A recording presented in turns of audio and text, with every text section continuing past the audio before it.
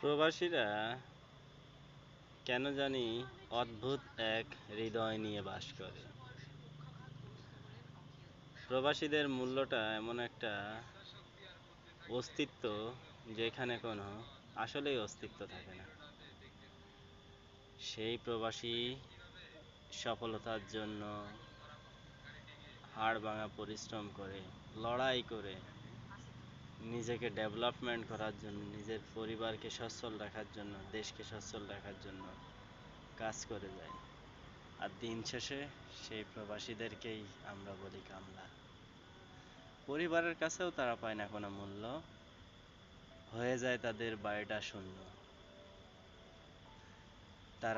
তারই নাম হলো প্রবাসী। নিজের প্রিয়জনের কাছেও এক সময় টাকা ছাড়া যদি প্রবাসী বাড়িতে যায়,